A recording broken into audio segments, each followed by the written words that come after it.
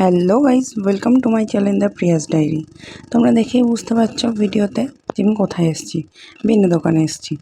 আসলে রথের দিন আমাদের বাড়িতে একটু সত্যনারায়ণ পুজো ছিল, তাই গিয়েছিলাম কয়েকটা জিনিস কিনতে। তারপর বাড়ি ফিরে এসে দিচ্ছিলাম যেটায় ঠাকুর বসানো হবে সেটাতে আলপনা। হ্যাঁ, রথের দিন বলতে সোজা রথের দিন। আর আমি বোধহয় সেই মানুষ যে উল্টো রথ চলে যাওয়ার পর এই ভিডিওটা আপলোড করছি। আসলে একটু ব্যস্ত ছিলাম, কারণ মায়ের অপারেশন হয়েছে, তাই একটু ব্যস্ততার মধ্যেই সময় পাইনি ভিডিওতে ভয়েস ওভারটা দেওয়ার।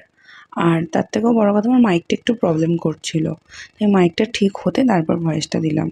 তো তোমরা দেখে বলো আলপনাটা কেমন হয়েছে। এটা হচ্ছে ফাইনাল লুক। আর আমি এটা রাতেই দিয়ে রাখলাম, একেবারে ফেব্রিক দিয়ে দিয়েছি।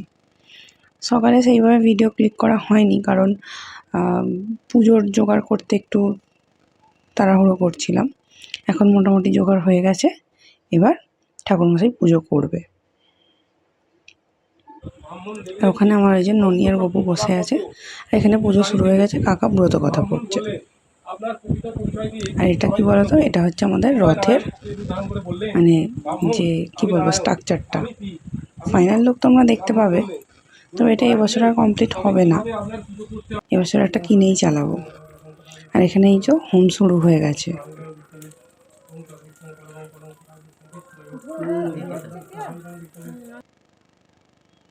এবছরে বাবা রথটা করে দেওয়ার একটু সময় পাইনি, বাবাও একটু কাজের চাপ ছিল। বাবা নেক্সট টাইম করে দেবে বলেছে, তাই আমি এবছর একটা কিনে নিয়ে আসছি। সেটা দেখাবো ভিডিও শেষে, তোমরা দেখতে পাবে, তাই ভিডিওটা না কেটে শেষ পর্যন্ত দেখো। আরতি আরতি হচ্ছে প্রায় পুজো শেষের দিকে। আর একটু রোদ এসে গিয়েছিল, তাই বাবা ওই যে ধুতি দিয়ে ঘিরে দিয়েছিল। মাইকটা এখনও পুরোপুরি ঠিক হয়নি, এখনও একটু একটু প্রবলেম করছে। যাই হোক, এখানে আমাদের খাওয়ার জোগাড় চলছে, মাসমানি রান্না করছে। আর উপর থেকে সমস্ত কিছু নামিয়ে নিয়ে ঘরটায় রাখা হয়েছে। এবার প্রসাদ বিতরণ করতে আমরা বেরোবো, সেটাই আমি করছিলাম। আমাদের গ্রামের রথ বেরিয়েছে, এটা হচ্ছে দ্বিতীয় বছর। গত বছর থেকে এই রথটা হচ্ছে। আগে আমাদের পাশের গ্রামে যেতে হতো রথ দেখতে, মেলা দেখতে। এখনও যাই মেলা দেখতে, তবে নিজের গ্রামের রথ হচ্ছে এটা খুব আনন্দের জিনিস। আর এই যে এত মানুষ রথের শোভাযাত্রায় বেরিয়েছে, এটা দেখতে খুব সুন্দর। ভগবানের সাথে সবাই চলেছে ভগবানের নাম নিতে নিতে। যাক, এরপর আমাদের রথ বের করব। গোপালকে রথে বসিয়ে নিয়ে বেরিয়ে পড়েছি রথ টানতে। আর গোপাল ছিল না, মানে গোপালের দাদা ছিল না, তাই গপুকে ওর বাবাই রথে করে বসিয়ে নিয়ে যাচ্ছিল। গপু বড় রথের সাথে চলে গেছে, ওর বন্ধুরা সবাই যাচ্ছিল, তাই জন্য ওর বাবা বসিয়ে নিয়ে চলেছে। আমরা গোপালের বাবা, আমি, ঠাকুমা, দাদু, জেঠু, বড় মা, ঠাকুমা, তিনটে ঠাম্মা, গোপালের অনেক সবাই বেরিয়েছিল, আমাদের দিদা। তো তারপর দোকানের ওখানে গিয়ে দেখলাম যে একটা দাদা বাবার দোকানে এসছে, দরকার ছিল, তাই ওর বাবা বলল যে এখান থেকেই চলে চলো, আবার এসে দোকান খুলবো। আর এই যে আমার গপু কেমন চুপ করে বসে আছে।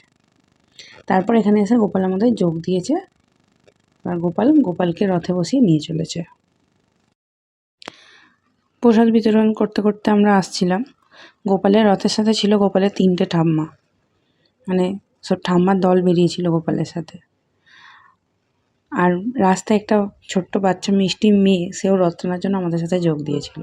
ওই যে পিঙ্ক কালার ড্রেস, ওই বাচ্চা মেয়েটা। আর এখানে এই যে মায়ের মন্দিরে এসে আমরা রথটা রেখেছি।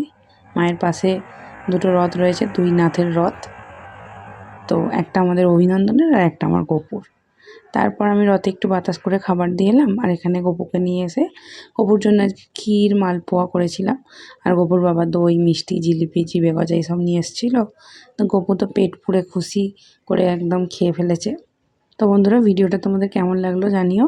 ভালো লাগলে অবশ্যই একটা লাইক করে দিও আর কমেন্টে জানিও। আর আমার চ্যানেলটা সাবস্ক্রাইব করে দিও যারা এখনও সাবস্ক্রাইব করোনি। ফেসবুকে আমার পেজটা ফলো করে দিও, দ্য প্রিয়াস ডায়েরি। তো দেখা হচ্ছে পরের ভিডিও। টাটা।